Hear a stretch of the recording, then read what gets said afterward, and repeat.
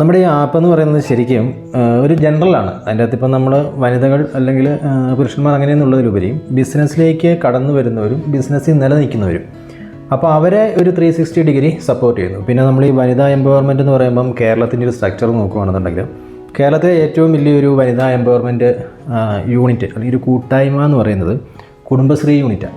അപ്പോൾ ഞങ്ങളതിൻ്റെ ഡേറ്റ പരിശോധിച്ചപ്പം ഏകദേശം ഒരു 4 ലക്ഷത്തിന് മേളിൽ കുടുംബശ്രീ യൂണിറ്റുകളുണ്ട്.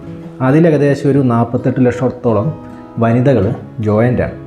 അപ്പം നമ്മളിപ്പോൾ കേരളത്തിൻ്റെ മൊത്തം പോപ്പുലേഷൻ നോക്കുകയാണെങ്കിൽ അപ്രോക്സിമേറ്റ് 60 അല്ലെങ്കിൽ 70% അവർ വനിതാ ആ കൂട്ടായ്മ അതിലേക്ക് വന്നു. അപ്പോൾ അവരുടെ മറ്റൊരു ഡേറ്റയ്ക്കകത്ത് പറയുന്നത് എന്താണെന്ന് വെച്ച് കഴിഞ്ഞാൽ ഏകദേശം 1 ലക്ഷത്തോളം പ്രൊഡക്ഷൻ യൂണിറ്റ് അവരുടെ ഉണ്ട്. അപ്പോൾ അവരുടെ ഈ പ്രൊഡക്റ്റുകളുണ്ട്. അപ്പോൾ അവരുടെ പ്രൊഡക്റ്റുകൾ എന്ന് വെച്ച് കഴിഞ്ഞാൽ ഇപ്പം നമുക്ക് തന്നെ അറിയാം, നമ്മുടെ ലോക്കലിലുള്ള പല പ്രൊഡക്റ്റുകൾ, ഇപ്പം അച്ചാർ അല്ലെങ്കിൽ സോപ്പ്, അങ്ങനത്തെ പല പല സിമ്പിളായിട്ടുള്ള പ്രൊഡക്റ്റുകളുണ്ട്. പക്ഷേ നല്ല പ്രൊഡക്റ്റാണ്, നല്ല ക്വാളിറ്റി ഉള്ളതാണ്. പക്ഷേ അത് ആ ലോക്കലിൽ കിടന്ന് റോൾ ചെയ്യുക, അവർക്കൊരു ഗൈഡൻസ് കിട്ടുന്നില്ല. അപ്പോൾ അവിടെയാണ് നമ്മുടെ ഈ ആപ്പിനകത്ത് ബിസിനസ് ഡെവലപ്മെൻറ്റ് എന്ന് പറഞ്ഞൊരു ടീം. ആ ടീമിനകത്തെന്ന് പറഞ്ഞു കഴിഞ്ഞാൽ ഏറ്റവും എക്സ്പേർട്ടുകളായിട്ടുള്ള ബിസിനസ്സിനെ കൺസൾട്ട് ചെയ്യാനും പ്രൊമോട്ട് ചെയ്യാനും പറ്റുന്ന ആൾക്കാർ.